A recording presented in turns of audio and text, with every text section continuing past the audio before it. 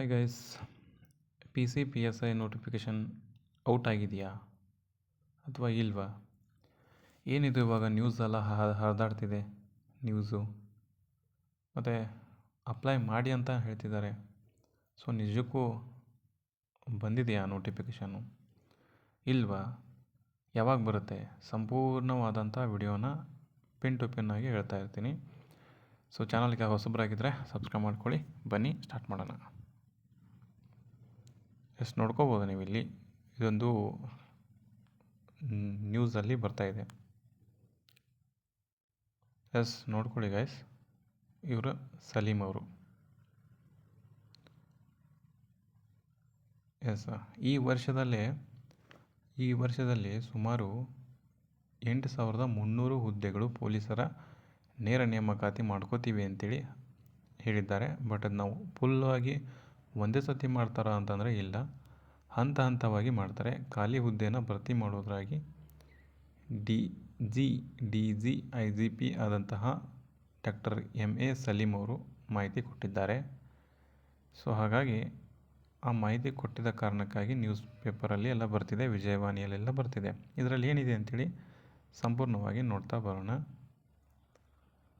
So ರಾಜ್ಯದ ಕಾನೂನು ಸುವ್ಯವಸ್ಥೆ ಹಾಗೂ ಜನರ ಸುರಕ್ಷತೆ ಹೆಚ್ಚಿನ ಆದ್ಯತೆ ನೀಡುವ ಸಲುವಾಗಿ ಪೊಲೀಸ್ ಸಿಬ್ಬಂದಿ ಬಲವನ್ನು ಇನ್ನಷ್ಟು ಹೆಚ್ಚಿಸಲು ಸರ್ಕಾರ ನಿರ್ಧಾರ ಮಾಡಿದೆ. ಗೃಹ ಇಲಾಖೆಗೆ ಈ ವರ್ಷವೇ ಇಂಪಾರ್ಟೆಂಟು, ಮುಂದಿನ ವರ್ಷ ಅಲ್ಲ, ಮತ್ತು 2026ರಲ್ಲಿ 8,300 ಹುದ್ದೆಗಳನ್ನ ಭರ್ತಿ ಮಾಡ್ಕೋತಾರೆ. ಅದರಲ್ಲಿ ನಿಮ್ಗೆ ಹೇಳ್ಬೇಕಂತಂದರೆ 3,500 ಪ್ಲಸ್ PC ಹುದ್ದೆಗಳು ಮತ್ತು 600ಕ್ಕೂ ಹೆಚ್ಚು PSI ಹುದ್ದೆಗಳು ಒಂದೇ ಸತಿಗೆ ಕರೀತಾರೆ. ಅದಾದಮೇಲೆ ಹಂತ ಹಂತವಾಗಿ ಕರಿತಾ ಹೋಗ್ತಾರೆ.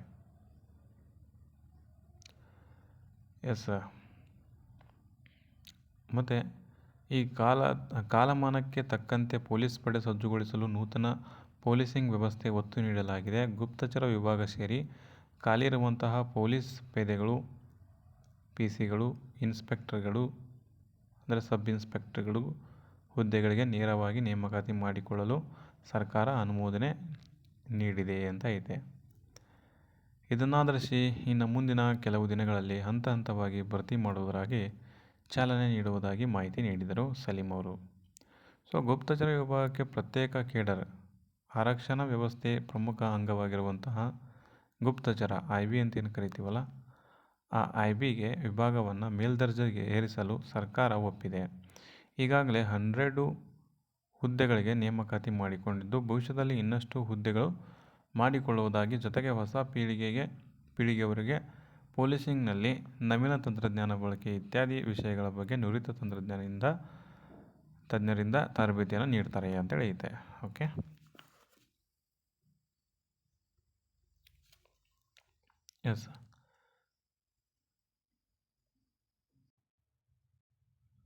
ಎಸ್ ಗೈಸ್, ಇನ್ನೂ ಯಾರು ಪ್ರಿಪ್ರೇಷನ್ ಸ್ಟಾರ್ಟ್ ಮಾಡಿಲ್ಲ, ಬೇಗ ಸ್ಟಾರ್ಟ್ ಮಾಡಿ.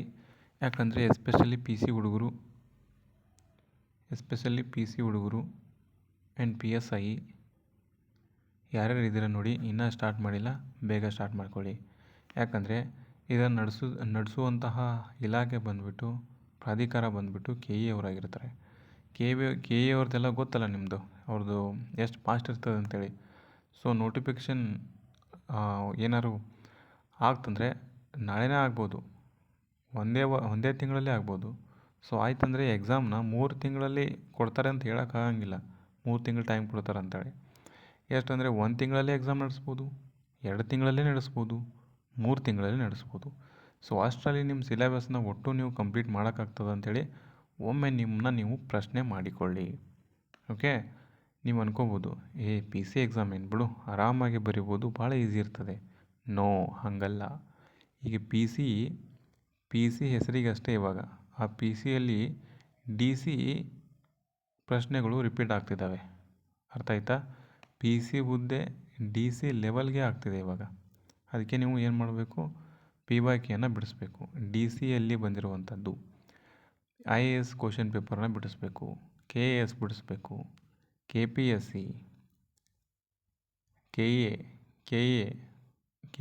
KE ಎಕ್ಸಾಮನ್ನು ನಡೆದಿರುವಂತಹ ಓಲ್ಡ್ ಕ್ವಶನ್ ಪೇಪರ್ನ ಎಲ್ಲ ಬಿಡಿಸ್ಬೇಕು. ಮತ್ತು ವಿತ್ ಎಕ್ಸ್ಪ್ಲನೇಷನ್ನ ಬಿಡಿಸ್ಬೇಕು. ವಿತ್ ಎಕ್ಸ್ಪ್ಲನೇಷನ್ನ 360 ಡಿಗ್ರಿಯಲ್ಲಿ ಬಿಡಿಸ್ಬೇಕು.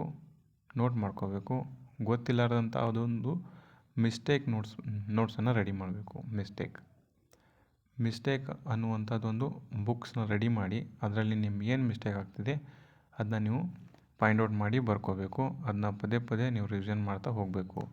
ಹಾಗೆ ನೀವು ವೀಕ್ಲಿ ಚೆನ್ನಾಗಿರುವಂಥದ್ದು ಟೆಸ್ಟನ್ನು ತೊಗೋಬೇಕು. ಅದರ ಜೊತೆಗೆ ಟಾಪಿಕ್ ವೈಸನ್ನು ಟೆಸ್ಟನ್ನು ನೀವು ಬರೀಲೇಬೇಕು. ಅಂದಾಗ ಮಾತ್ರ ನಿಮ್ಮದು ಕ್ಲಿಯರ್ ಆಗೋಕ್ಕೆ ಸಾಧ್ಯ. ಓಕೆ. ಆಮೇಲೆ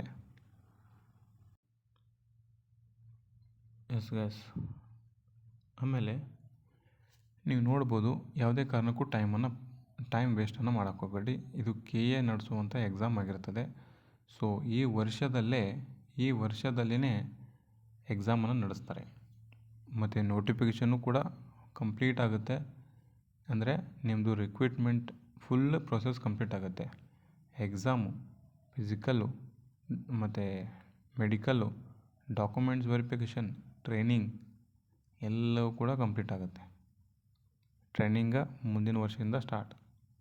ಹಾಗಾಗಿ ಪ್ರಿಪ್ರೇಷನ್ನ ಸ್ಟಾರ್ಟ್ ಮಾಡಿ. ಇನ್ನೂ ಯಾರು ಮಾಡಿಲ್ಲ ಮಾಡ್ಕೊಳ್ಳಿ. ಇದೊಂದು ನಿಮಗೆ ಎಚ್ಚರಿಕೆ ಗಂಟೆ ಆಗಿರುತ್ತದೆ. ಓಕೆ. ಆಲ್ರೆಡಿ ನೋಡ್ಬೋದು ನೀವೆಲ್ಲ ಇಲ್ಲಿ ಮುಖ್ಯಾಂಶದಲ್ಲಿ ನೋಡ್ಬೋದು. ಪ್ರಮುಖ ಜಾತ್ರೆಗಳಲ್ಲಿ ಜನಸಂದಣಿಗಳು ನಿರ್ವಹಣೆಗೆ AI ಬಳಕೆ ಮಾಡ್ಬೋದು. AI ಬಳಕೆ ಮಾಡೋಕ್ಕೆ IB ಅವರು ಬೇಕು, ಇಂಟೆಲಿಜೆನ್ಸ್ ಬ್ಯೂರೋ. ಆಮೇಲೆ ಟೆಕ್ನಾಲಜಿಯನ್ನು ಬಳಸ್ತಿದ್ದಾರೆ, ಅದರಲ್ಲಿ ನಿಮಗೆ ಟ್ರೈನಿಂಗ್ ಕೊಡ್ತಾರೆ. ಸೊ ಅದು ಕೂಡ ರಿಕ್ರೂಟ್ಮೆಂಟ್ ಆಗ್ತಾರೆ IBಯಲ್ಲಿ. ಆಮೇಲೆ ಚಿಕ್ಕಬಳ್ಳಾಪುರದ ನಂದಿ ಬಳಿ ಪೊಲೀಸ್ ತರಬೇತಿ ಕೇಂದ್ರ ಒಂದು ಹೊಸದು ಸ್ಥಾಪನೆ ಮಾಡಿದ್ದಾರೆ. ಡ್ರಗ್ಸ್ ಹಾವಳಿ ತಡೆಗಟ್ಟುವ ಸಲುವಾಗಿ ANTAF ಅಂತೇಳಿ ಅದು ಮೇಲ್ದರ್ಜೆಗೆ ಕ್ರಮ ತೆಗೆದುಕೋಬೇಕಂತೇಳಿ ಇವಾಗ ಅದನ್ನು ಕೂಡ ಕಾಲ್ಫಾರ್ ಮಾಡ್ತಾರೆ. ಸೈಬರ್ ಕ್ರೈಮ್ ಆಗಿರ್ಬೋದು ಅಲ್ಲಿ ಕೂಡ ರಿಕ್ರೂಟ್ಮೆಂಟ್ ಆಗ್ತವೆ. ಆಮೇಲೆ ಆ್ಯಂಟಿ ಸ್ಕ್ವಾಡಲ್ಲಿ ಕೂಡ ಆಗ್ತವೆ. ಒಂಟಿ ವೃದ್ಧರ ಸುರಕ್ಷತೆಗಾಗಿ ಅವರ ಮನೆಗಳಿಗೆ ವಾರಕ್ಕೊಮ್ಮೆ ಭೇಟಿ ನೀಡುವಂಥ ಆಸರೆ ಯೋಜನೆ ಕೂಡ ಜಾರಿ ಮಾಡ್ತಾರೆ. ಹಾಗೆ ಅದಕ್ಕೆಲ್ಲ ಪೊಲೀಸರು ಬೇಕಲ್ಲ. ಸೊ ಪೊಲೀಸರು ಬೇಕು ಅಂತಂದರೆ ಸೊ ಆಬ್ವಿಯಸ್ಲಿ ಕಾಲ್ಫಾರ್ಮ್ ಆಗೇ ಆಗ್ತವೆ. ಸಂತ್ರಸ್ತರ ಕೇಂದ್ರಿತ ನೆರವು VCV ಅಡಿಯಲ್ಲಿ ತಿಂಗಳಿಗೆ ಪ್ರತಿ 3ನೇ ಭಾನುವಾರದಿಂದ ಅವರ ಮನೆಗೆ ತೆರಳಿ ಸಾಂತ್ವನವನ್ನು ನೀಡ್ತಾರೆ. ನೋಡಿ, ಪೊಲೀಸರು ಎಲ್ಲದಕ್ಕೂ ಬೇಕು. ಓಕೆ. ಸೊ ಹಾಗಾಗಿ ನೋಟಿಫಿಕೇಷನ್ ಆಗ್ತವೆ. ಇನ್ನೂ ಯಾರು ಪ್ರಿಪ್ರೇಷನ್ ಸ್ಟಾರ್ಟ್ ಮಾಡಿಲ್ಲ ಮಾಡ್ಕೊಳ್ಳಿ. ಸೊ ಇದು ನಿಮ್ಗೆ ಹೇಳ್ಬೇಕು ಅನ್ನಿಸ್ತು, ಹೇಳಿದೆ ಗೈಸ್. ಮತ್ತು ನಿಮ್ದು ಏನಾದರೂ ಡೌಟ್ಸ್ ಇತ್ತಪ್ಪ ಅಂದರೆ ಕೆಳಗಡೆ ಕಮೆಂಟ್ ಬಾಕ್ಸ್ನಲ್ಲಿ ತಿಳಿಸಿ. ನಿಮ್ಮದು ಏನಾದರೂ ಡೌಟ್ಸ್ ಇತ್ತಂದರೆ ತಿಳಿಸಿ, ನಾನು ಆನ್ಸರ್ ಮಾಡ್ತೀನಿ, ನಿಮಗೆ ರಿಪ್ಲೈ ಕೊಡ್ತೀನಿ. ಓಕೆ. ಮತ್ತೇನಾದರೂ ನಿಮಗೆ ಲೈಕ್ ಅನಿಸಿತ್ತಂದರೆ ವಿಡಿಯೋ ಒಂದು ಲೈಕ್ ಕೊಡಿ ಅಷ್ಟೇ. ಮತ್ತು ಸಬ್ಸ್ಕ್ರೈಬ್ ಮಾಡಬೇಕು ಅನಿಸಿತ್ತಂದರೆ ಮಾಡಿ. Thank you.